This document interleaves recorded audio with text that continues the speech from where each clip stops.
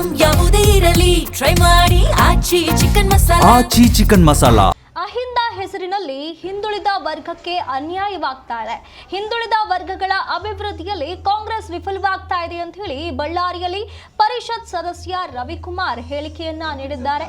ಅಹಿಂದ ಹೆಸರಿನಲ್ಲಿ ರಾಜಕೀಯ ಮಾತ್ರ ನಡೀತಾ ಇದೆ, ನ್ಯಾಯ ಆಗ್ತಾ ಇಲ್ಲ, ನ್ಯಾಯ ಸಿಗ್ತಾ ಇಲ್ಲ ಅಂತ ಹೇಳಿ ಆರೋಪವನ್ನ ಮಾಡ್ತಿದ್ದಾರೆ. ಕಾಂತರಾಜ್ ವರದಿ ಜಾರಿಗೆ ರಾಜ್ಯ ಸರ್ಕಾರ ವಿಫಲವಾಗಿದೆ. ವಿಧಾನ ಪರಿಷತ್ ಸದಸ್ಯ NR ರವಿಕುಮಾರ್ ಏನಿದ್ದಾರೆ ಅವರು ಈ ರೀತಿಯಾದಂತಹ ಆರೋಪಗಳನ್ನ ಕಾಂಗ್ರೆಸ್ ಸರ್ಕಾರದ ವಿರುದ್ಧ, ರಾಜ್ಯ ಸರ್ಕಾರದ ವಿರುದ್ಧ ಮಾಡ್ತಾ ಇರುವಂತದ್ದು. ಇಲ್ಲಿ ಅಹಿಂದ ಹೆಸರಿನಲ್ಲಿ ಹಿಂದುಳಿದ ವರ್ಗಕ್ಕೆ ಅನ್ಯಾಯವಾಗ್ತಾ ಇದೆ ಅನ್ನುವಂತ ಆರೋಪವನ್ನ ಮಾಡಿದ್ದಾರೆ.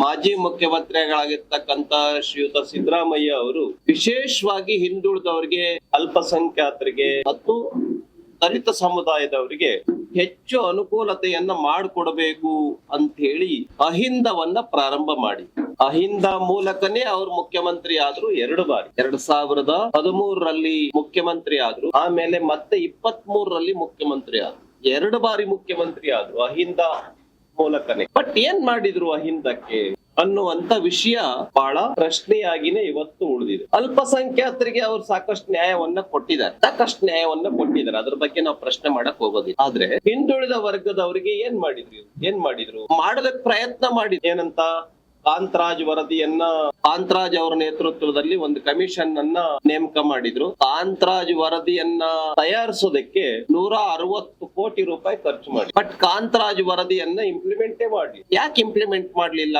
ಇವತ್ತು ಪ್ರಶ್ನೆಯಾಗಿಯೇ ಉಂಟು. ಹೈಕಮಾಂಡ್ ಹೇಳ್ತು, ಕಾಂಗ್ರೆಸ್ನ ಹೈಕಮಾಂಡ್ ಡೆಲ್ಲಿಗೆ ಹೋದಾಗ ಸಿದ್ದರಾಮಯ್ಯ ಅವರಿಗೆ ಮತ್ತು DK ಶಿವಕುಮಾರ್ ಅವರಿಗೆ ಬಹುಶಃ ಇದನ್ನ ಇಂಪ್ಲಿಮೆಂಟ್ ಮಾಡಬೇಡಿ ಅಂತ ಅವರಿಗೆ ಹೇಳಿರ್ಬೇಕು. ಹಾಗಾಗಿ ಅದನ್ನು ಕೈಬಿಟ್ರು. ಕಾಂತರಾಜ್ ವರದಿ ಇವತ್ತು ಇತಿಹಾಸದ ಪುಟಗಳನ್ನ ಸೇರಿದೆ. ಇನ್ನ 2ನೇ ಪ್ರಯತ್ನ ಅದೇನಪ್ಪಾ